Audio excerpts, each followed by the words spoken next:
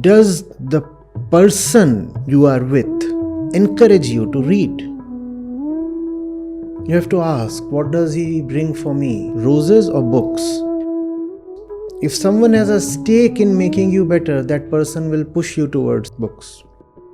Books are what we all need.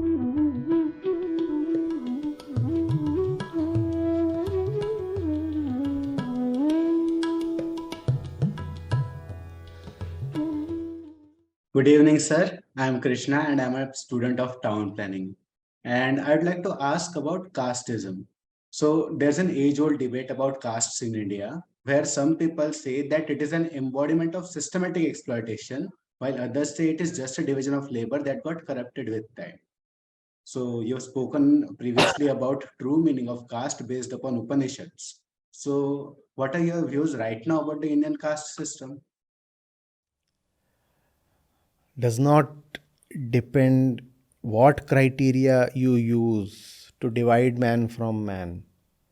It is bogus. Full stop. Even if you need to have division of labor, why does that have to be from birth? How is birth a criteria to decide who will pursue what kind of vocation? How is it guaranteed that someone born to an ironsmith would be great with metals, or that someone born to a family of priests would indeed be a wise person? So all that is quite bogus. Doesn't matter how you want to interpret it or justify it. Just leave it to the history and museums now. It's outlived its utility, if ever there was any. I really don't think there ever was any utility. It's just an expression. The caste system is just an expression of the tendency of the ego to divide.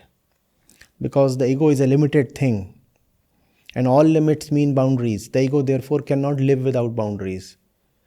It needs to find some way, one way after the other, to divide one person from the other. The criteria could be anything. Gender is a criteria. Obviously, money is a criteria. Economic status, color of the skin, ethnicity, and race, and creed. You name it, and it becomes a dividing line. So, and that is also the reason, you see, you don't find this kind of casteism only in Hinduism. Most people, because they are not very acquainted with how the society is working, do not know that even in Muslims there is a rigorous caste system. So it's there everywhere. Look at the divisions in Christianity. Yeah, obviously there you don't have untouchability and stuff, but look at the divisions and look at the violence. Look at how that thing exists even in the streams that emerged with a view to purge Hinduism of its corruption. Think of Sikhism, think of Buddhism. What do you think? You don't have caste distinctions there? Then you do not know how the societies are operating. So, yes, obviously, no point denying that it's the most rampant in Hinduism, to the point that it in fact became a distinctive feature of Hinduism. Nobody wants to deny that. When I give the example of how caste operates or how divisions operate in other religions, it's just to exemplify that the ego loves to divide, irrespective of where the egoistic mind is stationed. The mind could be stationed in Saudi Arabia or in Europe or in Russia or in China or in Sri Lanka. It's going to divide on some possible criteria. So I don't know why we still have a debate over caste. That's what is quite astounding. Caste should have been relegated to the museums and the history books by now. It should have become a non-issue. What's interesting is who are the people who still keep it alive as an issue, and what do they want? So it's a relic. It's no place. You should not even know somebody's caste. That's how caste disappears. As long as you are interested in somebody's caste, what's your caste, by the way? If I'm interested, then I'm casteist. Caste goes when you do not even know the other's caste. And that's how the society must be. You meet someone, that person is standing in front of you, assess him.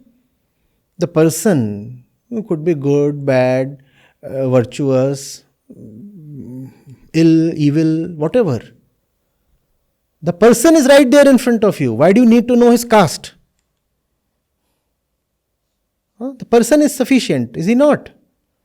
Yes, sir. If he is sick, you want to help him.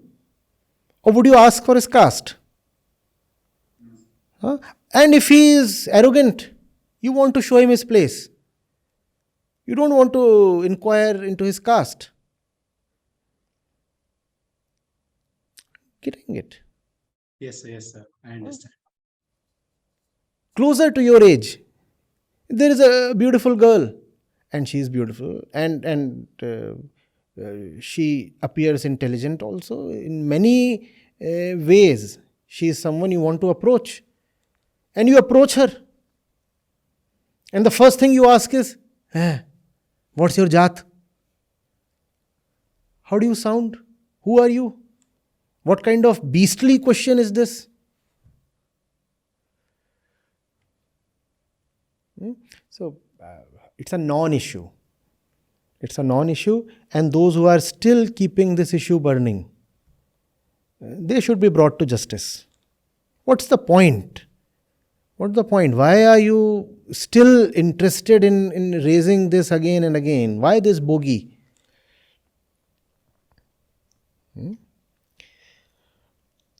You will never have a complete absence of duffers, you see. Even, I suppose, after 100 years from today, you will continue to have people who believe in things like purity of blood.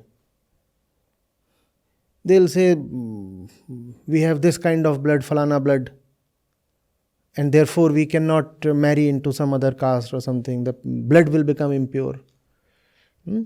COVID came to teach them what blood really is. Or a road accident, the best teacher.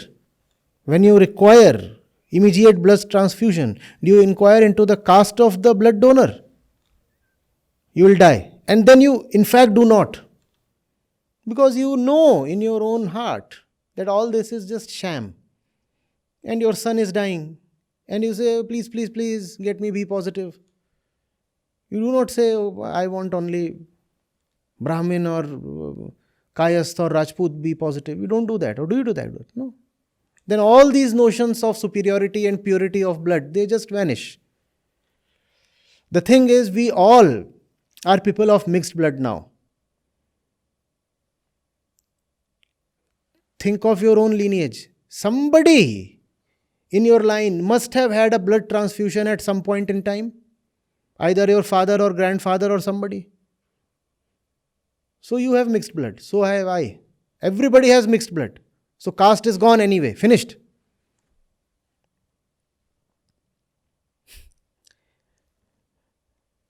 Even if you go to the scriptures, they are very clear. Very clear. Jayate Shudra. The one who takes birth is Shudra. The meaning is very clear. The body is Shudra. So there is no difference at the time of birth.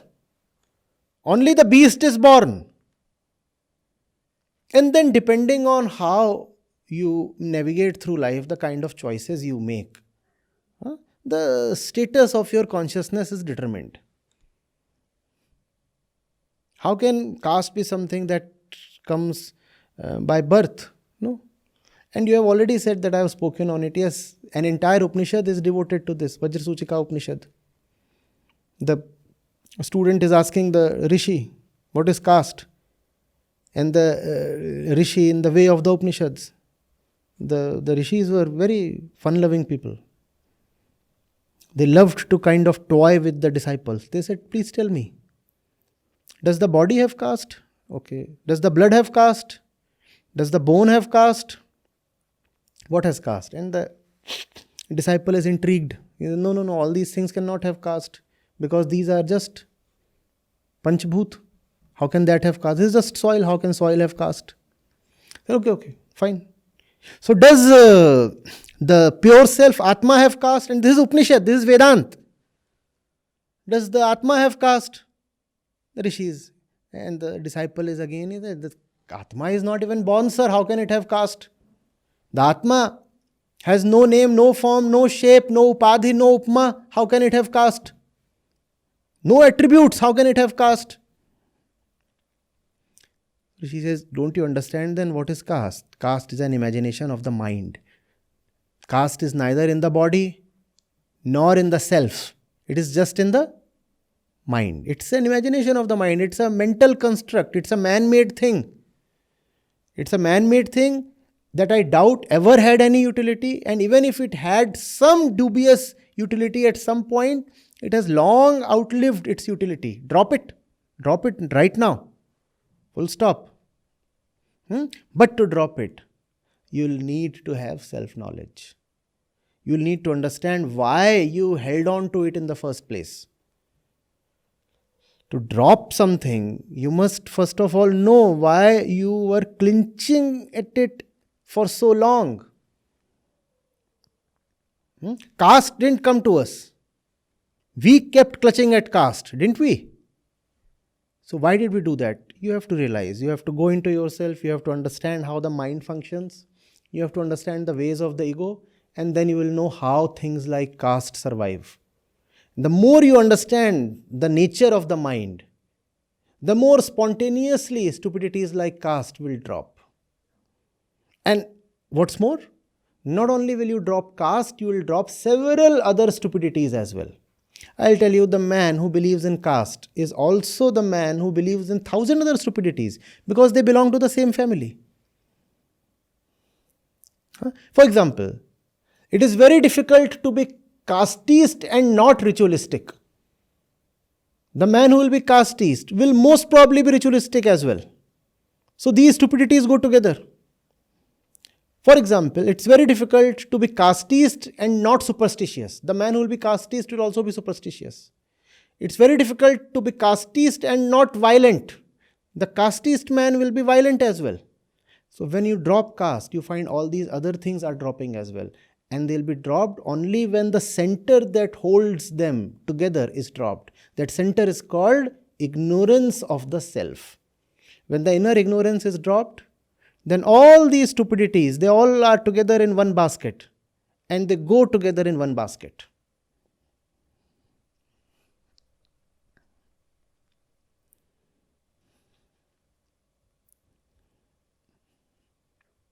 Is it making sense? Yes, sir. Like, understood. Is it because of your caste that this thing is making sense? No, sir. Did I speak to your caste? No, sir. It is because of my study. I'm a town planner, so sociology becomes one of the most important things we study. So this comes really. So when you were studying me, that is when you were listening to my words, were you listening to my caste? No, sir. Okay, good. So that's who both of us are. Yes. Consciousness, attentiveness. That's what Vedanta teaches us. Bodh is our nature. And caste, etc., the rishis don't even bother to speak too much on them. Once in a while they speak on these things just to denounce them, repudiate them, negate them. So don't think that caste comes from spiritual philosophy either. No. Caste is a social construct. Deep spirituality has nothing to do with caste. It does not have anything to do with even your body. You go to Vedanta, you are told you are not even the body. If you are not even the body, how can you have a caste? So that's another thing. Those who are victims of caste oppression, they start hitting all the scriptures. And I keep telling them, don't throw the baby out with the bathwater. Yes, I understand. There are certain books that promoted the caste culture, but those books are not at all central to religion. And they are not at all to be counted as spiritual. So keep those books apart. Go to the real books. Go to the real spiritual philosophy. And that's the reason why I love Vedanta so much. Vedanta has no space for all this nonsense.